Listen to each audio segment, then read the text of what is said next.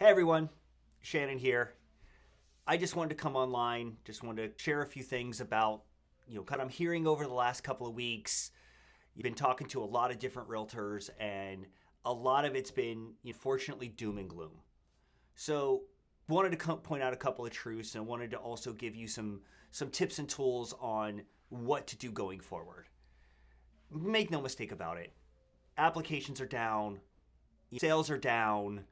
Everything feels like it's doom and gloom because properties are sitting on the market longer than people expect them to, or longer than they ever have, right? Let's face facts. This is no longer 2022.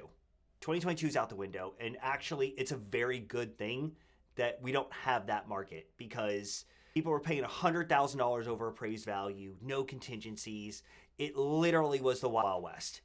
And for a lot of reasons, it was actually a harder market than what we have today. So, talking with agents almost every day, every agent keeps asking me the same question over and over and over. So I wanted to honestly address it here in a video. What do I do? How do I get buyers? How do I get my listing sold? How do I get more business? So, the first thing I'm going to tell every agent out there, first thing I'm going to tell every buyer out there is that it's all about mindset. We're no longer in a seller's market. We have to accept that sellers can't dictate their price. They can't, we're in a lot of cases, we don't have multiple offers. All of that's gone by the wayside. So what do? Right now, it is turned to a buyer's market. So as an agent, as a seller, as a buyer, you have to change your mindset. Properties are sitting on the market longer than they ever have. So the reality is this: buyers are of paying high prices, high interest rates, high property taxes, high insurance, high HOA dues, right? So what do we do? Ultimately, as an agent, as a seller, you have to shift your mindset and accept that this is going to be a buyer's market for the very near future. Now, if rates go down, all the buyers will come back to the market, business will increase again. But what do we do in the meantime? So here, it's very simple. You got to give the buyer a win. Give the buyer a win. 60% of all real estate transactions now have financing. Here's a simple key, simple math. Lowering your price 10 grand when a buyer's financing 95% of that purchase price anyway does nothing for the buyer in this market. You might save them $60 a month for a mortgage they may have for the next 2 to 3 years while they're waiting for rates to come down so they can refinance out of this mortgage. So what do? You offer buyer incentives. Buyers are looking for a win. My advice, give it to them. If you have a condo that isn't moving, offer to pay closing costs. Offer to buy their interest rate down. Offer to pay their HOA dues for a period of time. Build something into it to give the buyer some sort of incentive and some sort of win to buy your house, right? They're looking for this win. They've told us as lenders over and over and over, I don't want to pay the high rates. I don't want to pay the high prices. HOA dues, I love this condo, but the HOA dues are $1,500 a month, which is very realistic in South Florida. Give them the win. Give them something. You want to move inventory, this is the way we're going to do it. I get it. Applications are down. And I also get it. NAR is coming, right? In my opinion, NAR couldn't have come at a better time because as a buyer's agent, you're going to be protected. That buyer's going to stick with you with the buyer broker agreement. If you're worried about how to sell the buyer on that, contact me, shoot me a DM. If you need sales training, we'll help you.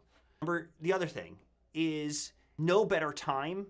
Like I said, there's no better time for this to come back to market because, number one, the whole methodology has changed, right? Homes are sitting on the market. Like I just said, sellers should offer buyers incentives. Well, guess what that's going to include? That can include the realtor commissions as well.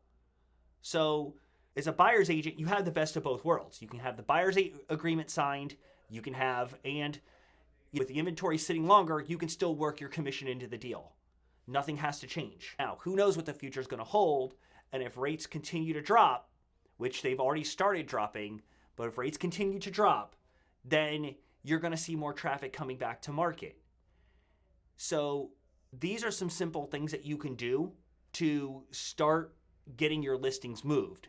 Now, as an agent, the biggest thing I hear about is I have no leads, I have no leads, I have no leads. The first thing I'm going to tell you to do is farm your database. I've had so many conversations with realtors who say, hey, Shannon, I'm having trouble getting leads. Well, do you have a CRM? I have my phone. Get a CRM. That's the first thing I can tell you to do is get a CRM, start putting together your database in a slower time, and start reaching out to your database. Marketing isn't it's not a get rich quick scheme. It's a slow burn. You have to be in front of your clients all the time. You never know when they're going to need something. People's needs change all the time. Families upsize, families downsize, families relocate. I know realtors who are getting licensed in multiple states, which I think is a genius idea because a lot of their clients are leaving the state of Florida and going to other states. As a lender, I'm licensed in 6 states. Why? Because people have different needs. We have to grow to accommodate the needs of an ever-changing market. To say it this way, but last 5 years, we were spoiled. Especially 2020, 2021, we were spoiled. The refinance boom kept us all very happy for a couple of years. This is now turning into a market where we're going to have to sometimes reinvent ourselves and sometimes sell ourselves to be able to have that sustained growth. It's all about sustainability. Sometimes in this market, it's about hanging on. Other thing I want to make mention, so that's the one thing I want to mention about realtors. Here's the other thing I want to make mention of. Buyers or homeowners, I should say homeowners. Homeowners, don't get too attached to your 2% rate. Now, I know that sounds completely crazy, but hear me out. So many conversations I'm having now, and the market's actually telling us that, hey, look, refinances could be coming soon. The Fed has already basically said, we're going to look to cut rates. Wall Street's banking on a Fed rate cut in September. Now, why do I say don't get married to your 2% or even your 3% rate? Is because so many homeowners have gotten so married to that 2% rate, they're willing to pay 25, 30, 35% interest on their credit cards. We're accumulating more debt as a country than we ever have before. And we're doing it based on means of credit cards, home equity lines of credit. I'm seeing home equity lines of credit at 9, 10, 11, 12%, right? Because everyone is scared to lose that 2% rate. Look, nobody wants to pay high interest, including me. Nobody does. However, the next 12 to 24 months is going, as a market, if you're a homeowner, is going to be about payment savings. We understand, look, consumer spending as a country has just started to slow down. That's why as an economy, we're starting to see things slow a little bit because spending's been out of control. However, this is the beauty of where we are as a country. People have more equity in their homes than they ever have, but they've also had more debt in their homes than they've ever had. So what I'm here to tell you is don't get hung up on the rate. What we need to, if you're drowning in debt, or you have debt that you need to pay off, or you have debt that you're in danger to fall behind on, let's have a conversation, let's have a real conversation about how we can get you out of debt, eliminate the payments that you have every month, start restructuring things, and honestly, let's get you to start saving money, because and there's tools that we have in place. I literally just showed a borrower the other day how they could save $3,500 a month, even though their interest rate doubled. So, but it's all about savings. It's all about the money we can save every month. Guarantee you, if you are saving $3,500 a month, we're less concerned about what our interest rate actually is versus putting that money back in our pocket on a monthly basis. So these are going to be the two big things going forward.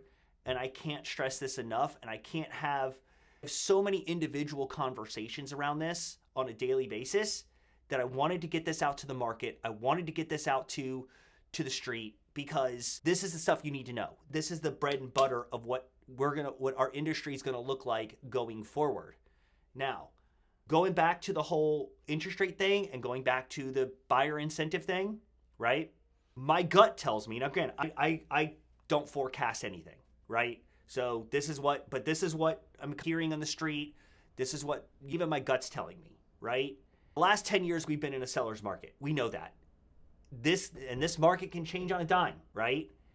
So if a seller right now is willing to pay closing costs or willing to allow you to buy your interest rate down, right? Why not entertain that, get the house you want now, and then not maybe have to refinance it in a year? Because what's going to happen is if interest rates go down, you're going to lose that incentive. You're going to go back to multiple offer situations. Assistance programs may be gone. We don't know what the next 6 to 12 months is going to look like.